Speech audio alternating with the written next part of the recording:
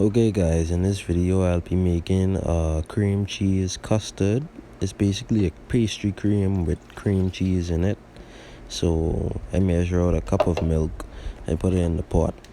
After that I get some vanilla. I only do say about a teaspoon of vanilla.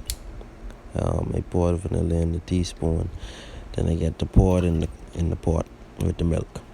Then put the pot on the stove. I ain't gonna turn the stove on right away because I have to do my eggs. So I'm separating 3 eggs because I need the egg yolks to make the pastry cream. So that's one egg, put it into the bowl and do the same thing with the other 2. Always separate your eggs in a separate bowl because you may break the yolk or a piece of the shell might get into it, but I'm gonna have leftover egg whites. What you can do with them is make an egg white omelette, or what I'm gonna do is make a meringue because I want to do a pie. So just save your egg whites. I might do a lemon meringue pie. Y'all might see that sometime soon. I have, how much sugar is that? That's 2.5 ounces of sugar.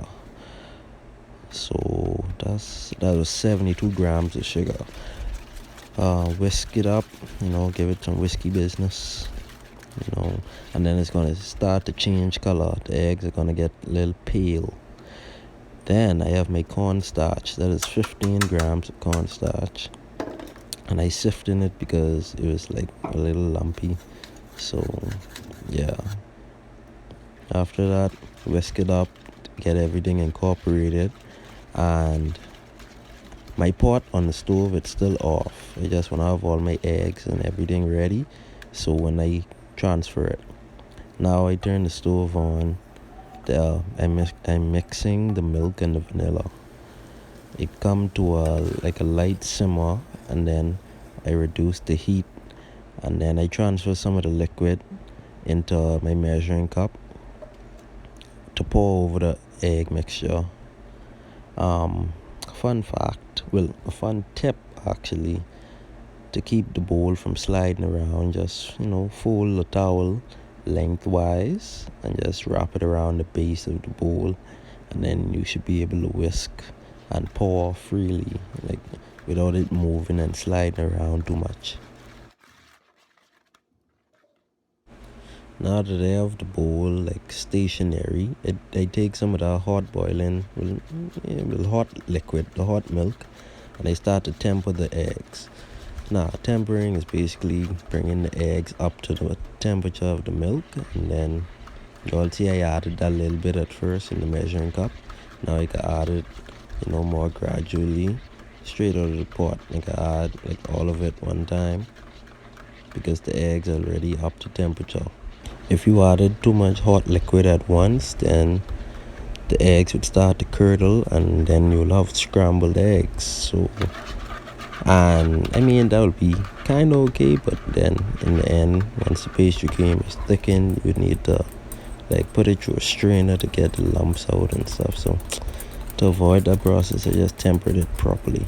Now it's back on the stove, and you have to whisk vigorously.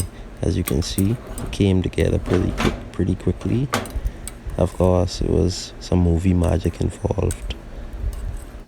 Now that is nice and thick, I transfer it back to the bowl, and I have to cut up some butter, some cold butter, and then the cream cheese.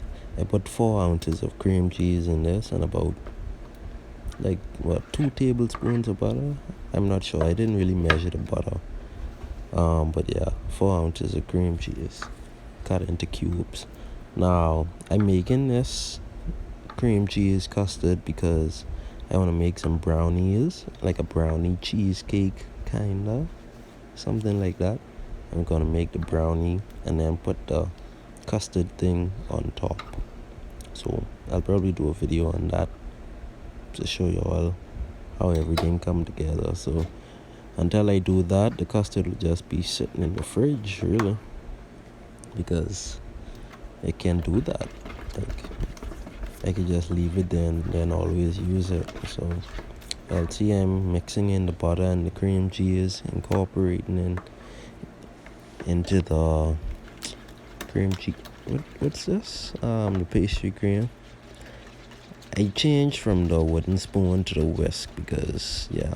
Now, don't worry about all those lumps. The mixture is still pretty hot, so they'll just melt. That's why I didn't like beat them together before. So, yeah.